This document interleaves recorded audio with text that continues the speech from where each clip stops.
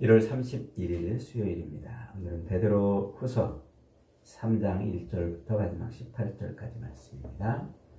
예수님의 재림이 정말 기다려지십니까? 라는 제목입니다. 예수님의 재림이 정말 기다려지십니까? 제가 어릴 적만 해도 예수님의 재림에 대한 설교를 종종 듣곤 했어요. 재림에 대한 설교가 자주 이렇게 있었는데 요즘에는 재림에 대한 설교가 그렇게 많지 않아요. 설교가 넘쳐나는 그 유튜브 안에 들어가 봐도 예수님이 재림하신다 하는 이 설교를 거의 찾아보기가 어려울 정도예요. 찬송도 옛날에는 하나님의 나팔소리, 주님 이 땅에 다시 오신다는 이 재림에 대한 찬송이 많았어요. 제가 기억나는 찬송 중에 주님 고대가라는 이런 찬송이 있었어요. 주님을 고대한다.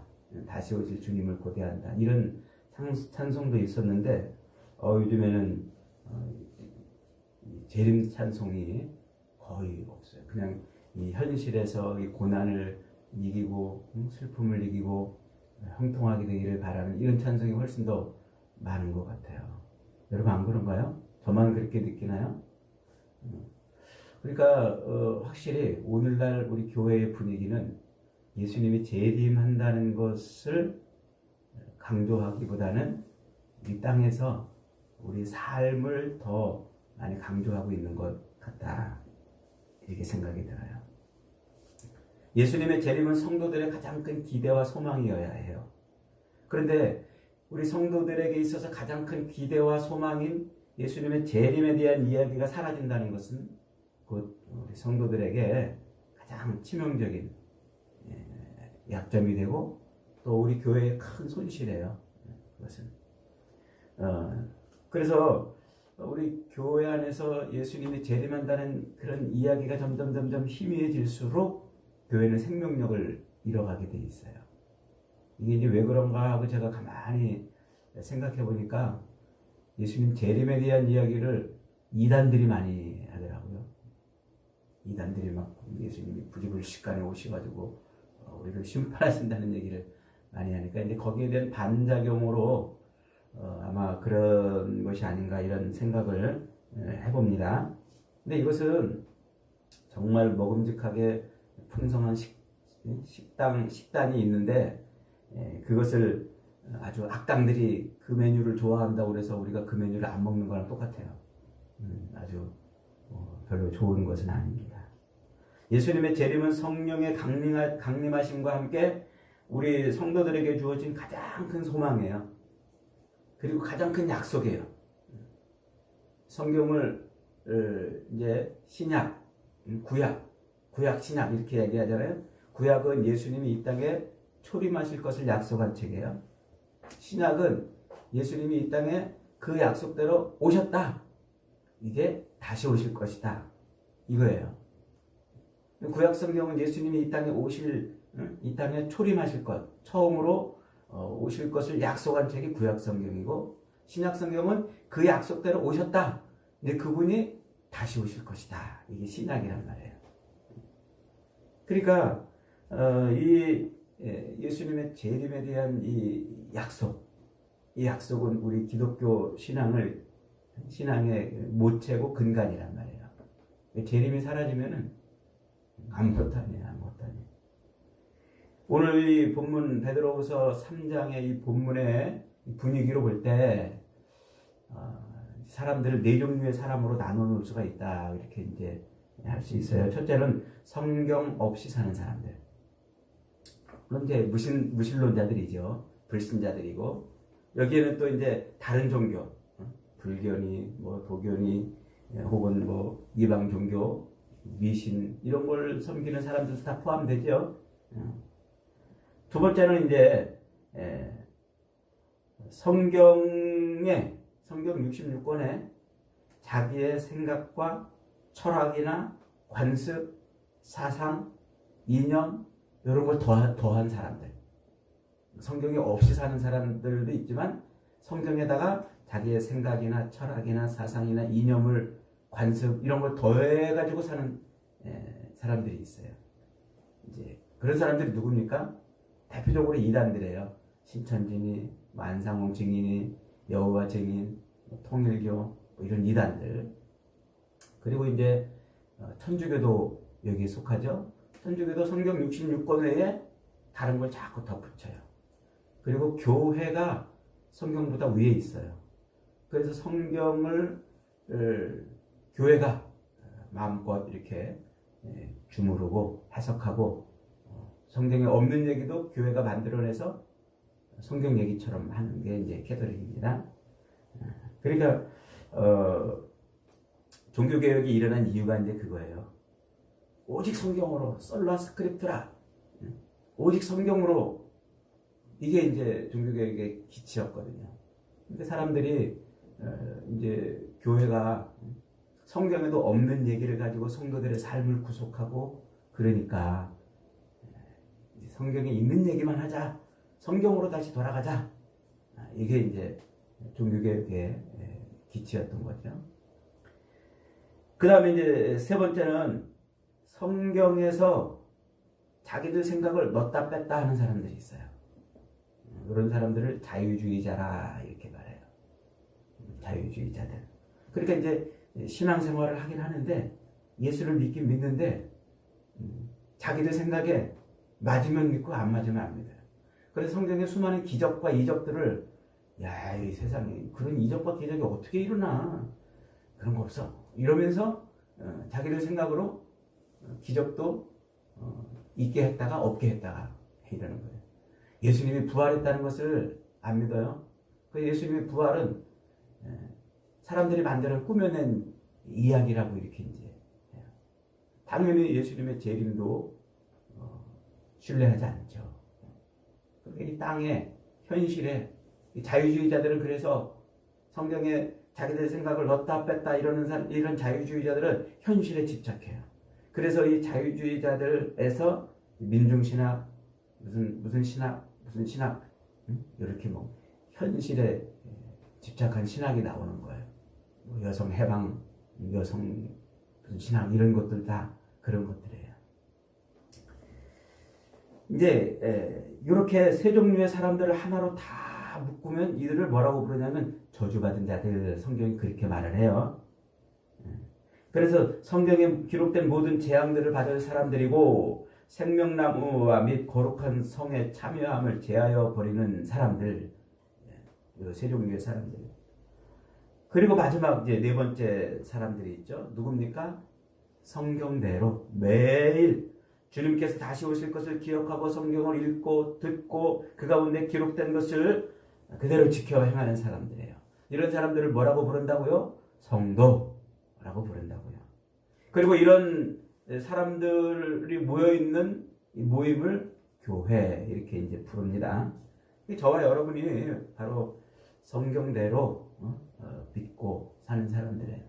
그 성경대로 믿는 것의 가장 큰 핵심이 뭐라고요? 주님이 다시 오실 것을 믿는 거예요.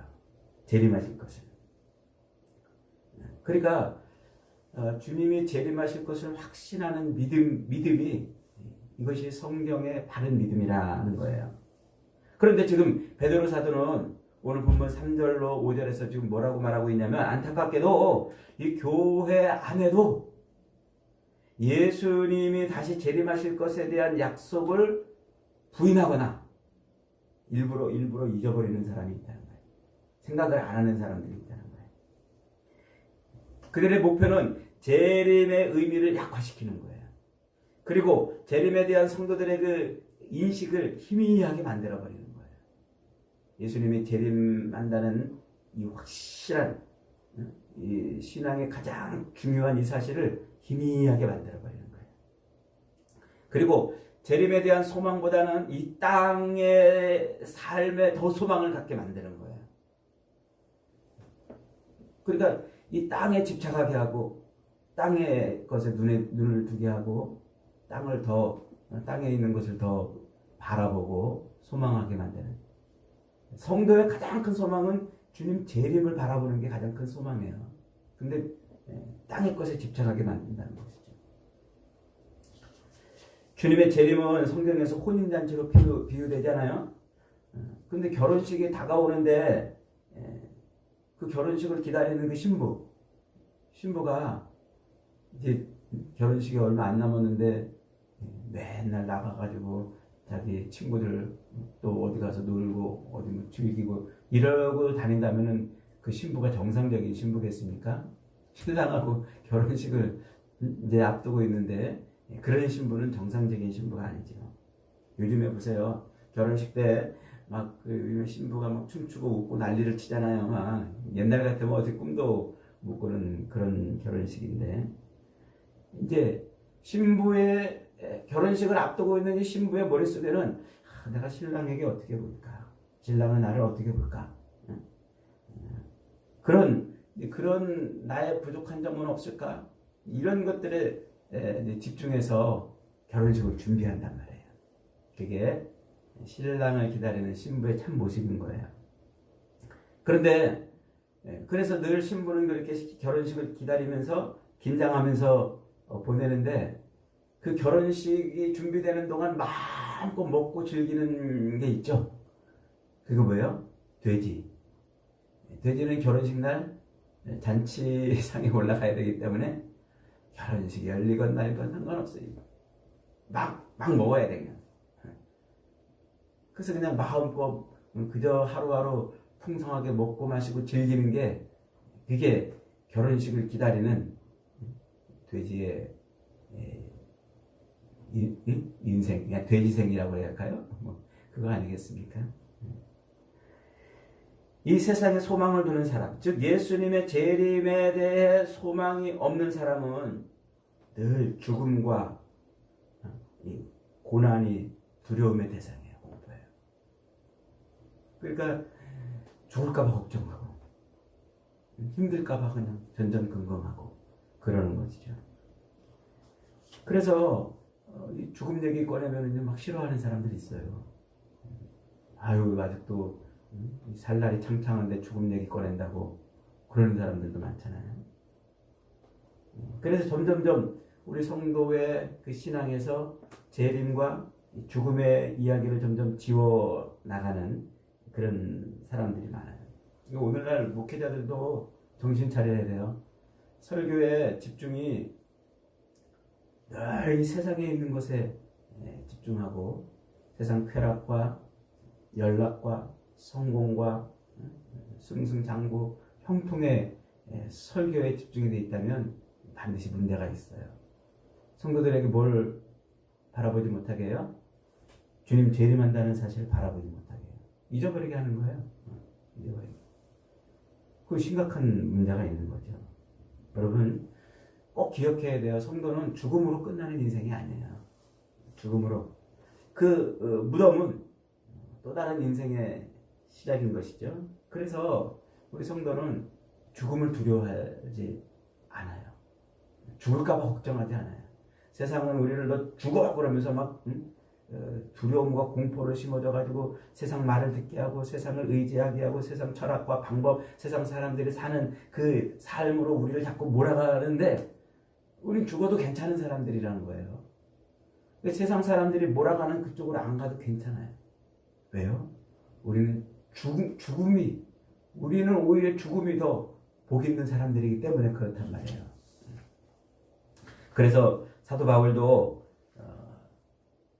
우리가 이 땅에서 열심히 사는 것도 중요하지만 주님과 함께 영혼을 누리는 것이 얼마나 중요한가 여러 번 우리에게 얘기를 하지 않습니까? 오늘 본문 10절은 재림의 중요한 특징을 가르쳐줘요. 재림은 어떻게 온다고요? 도둑같이 임한다. 그래요. 재림은 어떻게 온다고요? 도둑같이. 근데 이 말이 굉장히 재밌는 말이에요. 그러나 주의 날이 도둑같이 오리니 그날에는 하늘이 큰 소리로 떠나가고 물질이 뜨거운 불에 풀어지고 땅과 그 중에 있는 모든 일이 드러나리로다. 그러잖아요. 왜 하필이면 예수님의 재림을 기분 나쁘게 도둑같이 온다고 이렇게 비유하고 있는 걸까요? 이 말은 저 앞에 사도 바울의 데살로니가전서 5장 1절부터 5절에 있는 말씀을 들어보면 이해가 돼요.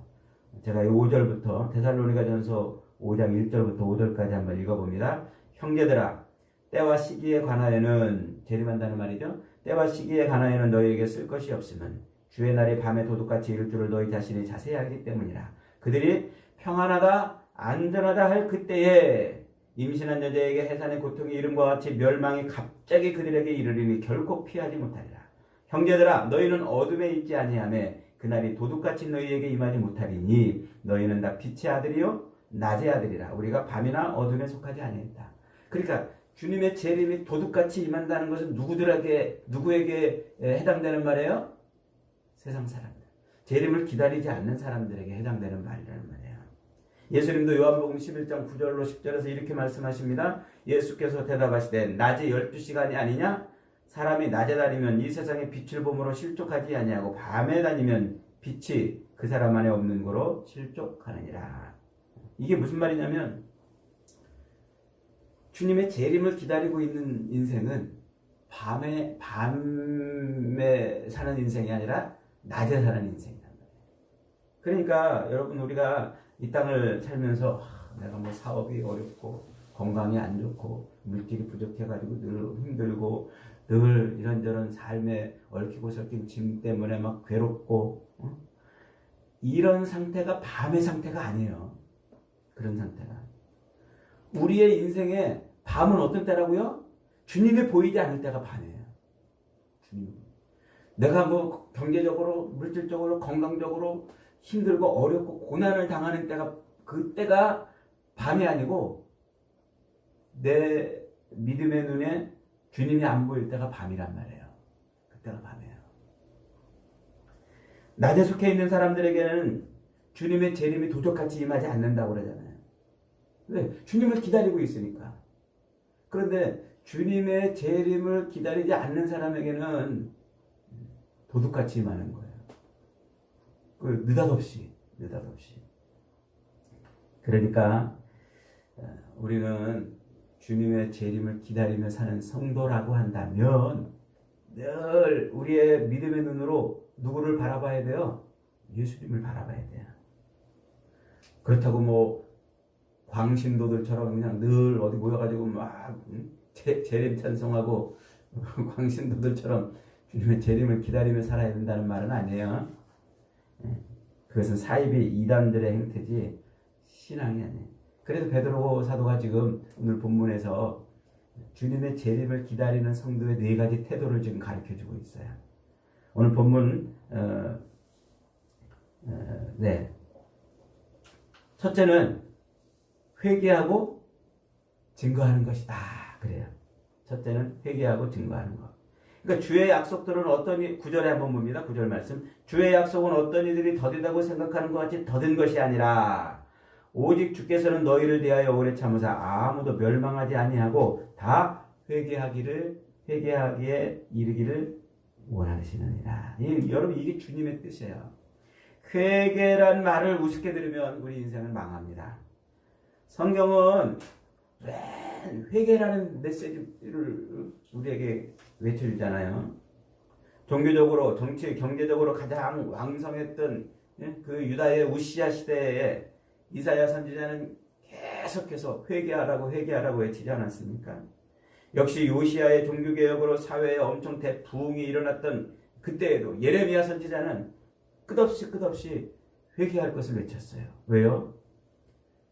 속기 때문에 그렇다는 거예요. 속기 때문에. 즉, 이 현실에서의 삶, 이 땅에서의 삶이 형통하고 잘되고 막 바라는 것, 원하는 것이 잘 이루어지는 삶을 살면 우리는 뭐 한다는 거예요? 속는단 말이에요. 거기에 속아가지고 주님 재림을 기다리지 않는다는 거예요. 정치적으로, 경제적으로, 종교적으로 안정되고 부흥되면 부흥될수록 예수님과 복음을 잃어버리고 우리는 세상에 점점 더 빠져들어가는 것이죠. 탐욕적이고 이기적이고 육신에 속한 사람이 되기 쉽다는 거예요. 그래서 믿음의 사람들은 자꾸 모여서 예수님의 이름을 붙들고 예수님의 십자가를 붙들고 죄를 회개하고 그리고 그 복음을 증거하는 삶을 살아야 되는 거예요. 주의 날, 재림의 날이죠. 그 주의 날을 바라보는 주일날을 우리가 그렇게 모인다면 더욱 그렇게 해야 돼요. 그 다음에 두 번째로 거룩하고 경건하도록 힘을 써야 합니다. 11절 12절 한번 봅니다. 이 모든 것이 이렇게 풀어지리니 너희가 어떠한 사람이 되어야 마땅하냐? 거룩한 행실과 경건함으로 하나님의 날이 임하기를 바라보고 간절히 사모하라. 거룩하다는 것은 구별된다, 분리된다 이런 뜻이라고 그랬죠. 세상 사람들이 사는 그런 방식하고 구별되게 사는 거예요. 세상 사람들이 사는 방식하고는 다르게 사는 거예요. 어떻게? 하나님을 경외하며 사는 거죠. 하나님을 경외하며.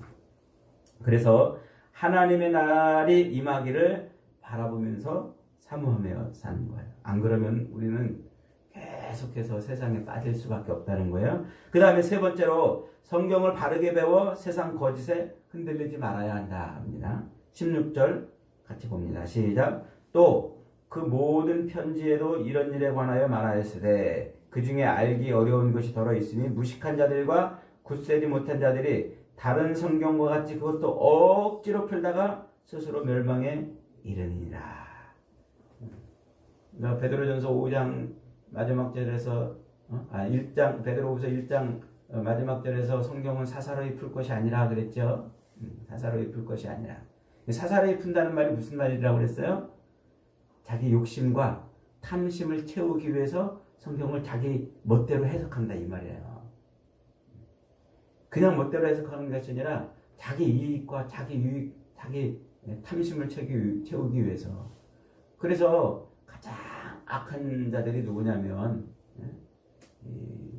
자기의 그 명예와 부와 이런 것을 얻으려고 성경을 엉뚱하게 막 해석하는 목회자들이에요. 이런 자들은 아주 가장 하나님이 왜냐하면 그들은 성도들을 어떻게 해요? 사람들을 어떻게 해요? 믿음의 길이 아닌 지옥의 길로 끌고 가는 자기 때문에 그래요. 그래서 우리는 성경을 바르게 알아야 돼요. 여러분 제 설교를 어떤 사람은 너무 은혜롭고 목사님 설교 너무 좋습니다. 그러는 사람이 있는가 하면 또 목사님 설교 너무 재미없대요. 세상 얘기를 너무 안 한대. 예화도 안 들고 이런 얘기를 하나도 안 듣는데요. 그래도 제발 그런 예화도 좀 섞어서 하세요. 이렇게 하는 분도 계세요.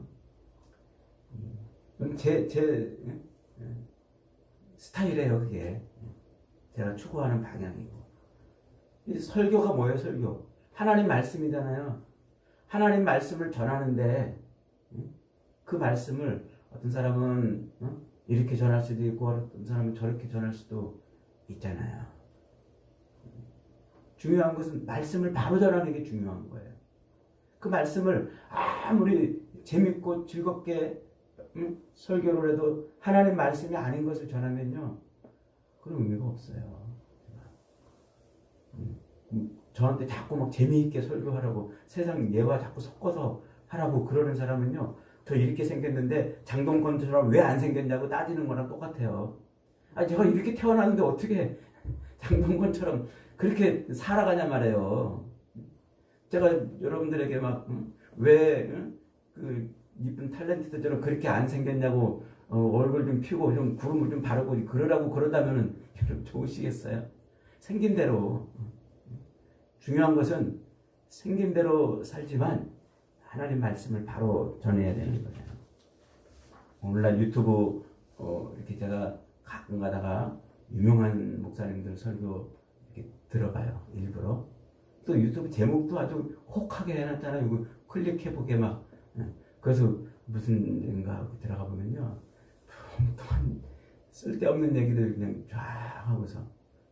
그리고 그 쓸데없는 얘기 정도 하는 것은 그래도 그나마 저 사람 수준이 그 정도니까 그러겠다 이렇게 볼 수 있는데 엉뚱하게 해석하는 사람들 많아요. 제가 어저께도 말씀드렸습니다만 아주 그 유명한 목사님 그 목사님이 사탄은 지옥에 지금 갇혀 있으니까 우리 성도들을 절대로 미혹하거나 괴롭히지 못한다 이렇게 설교를 하는 분이 계셨는데 그분 아주 정말 유명한 분이에요. 유튜브 구독자도 그냥 엄청나게 많은데 참 안타깝습니다. 성경을 바로 가르치고 해야 돼요. 그러니까 성경이 좀 설교가 좀 재미없어도요. 바른 성경을 가르치는 데 집중을 해야 돼요. 그 다음에 네 번째로 지식과 은혜 안에서 날마다 뭐 해야 된다? 성장해야 된다. 우리가 믿음이 자꾸 성장이 돼야 돼요. 우리가 예수님을 딱 나의 구주로 믿었잖아요. 그러면 그리스도의 장성한 분량이 충만한 데까지 자꾸 자라가야 돼요. 하나님의 말씀을 자꾸 읽고 이 말씀을 배움으로 말미암아 그리고 자꾸 그 말씀 붙들고 기도함으로 말미암아 그리스도의 그 충만한 분량이 내 안에 채워져야 돼요. 예수 한번 딱 믿고 세례 한번 딱 받고 주일날 왔다 갔다 하는 것으로 절대 우리의 신앙이 자라지 않아요.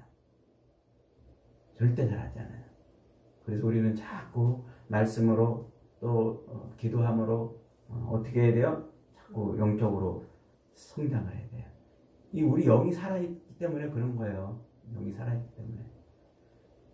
옛날에는 예수를 모를 때는 영이 죽어 있었단 말이에요. 근데 예수를 알므로 성령이 내 영 안에 들어와서 내 영이 살아나요. 그래서 하나님을 자꾸 교제할 수 있는 거예요. 교통하고 교제하고. 그래서 하나님의 말씀을 자꾸 묵상하면 내 영이 자꾸 살아요. 그게 하나님과 교제하는 거잖아요. 그리고 자꾸 기도함으로 그게 영이신 하나님과 교제하는 방법이잖아요. 자꾸 기도함으로 그렇게 기도를 계속하면 내 영이 자꾸 자란단 말이에요. 영적으로 자꾸 충만해진단 말이에요. 그렇게 영적으로 충만해지면 질수록 우리는 무엇에 집중한다고요? 다시 오실 그리스도에게 집중이 되는 거예요. 아, 주님이 이 땅에 다시 오시는구나. 그래서 베드로가 베드로전서에서 우리를 천국 나그네, 흩어진 나그네 표현했잖아요. 나그네라고 말하면서 그냥 어디다가 땅 사놓고 거기다 집 짓고 뿌리를 받고 거기에 살으려고 그러면 그 사람은 나그네가 아니에요. 언제든지 아무 때든지 떠날 준비가 되어 있는 사람이 나그네란 말이에요. 여러분, 그리스도인은 망부석이 아니에요. 돌아오지 않을 자기 남편을 기다리다가 돌이 되는 망부석이 아니에요. 반드시 다시 오신다고 약속하신 주님을 기다리며 사는 그리스도의 신부들입니다. 오늘도 저와 여러분들이 다시 오실 주님을 바라볼 수 있는 믿음의 눈이 열리기 바랍니다. 그래서 이 땅을 사는 동안 조금 힘들어도 조금 어려워도 이 모든 것들을 주님을 기다리는 그 믿음으로 거뜬하게 이겨낼 수 있는 은혜가 있기를 바랍니다. 오늘 저와 여러분이 그렇게 주님의 재림을 기다리는 정결한 그리스도의 신부가 되어서 주의 영광을 누리며 사는 복된 인생들이 다 되시기를 주님의 이름으로 축복합니다. 말씀 붙들고 한번 기도합니다.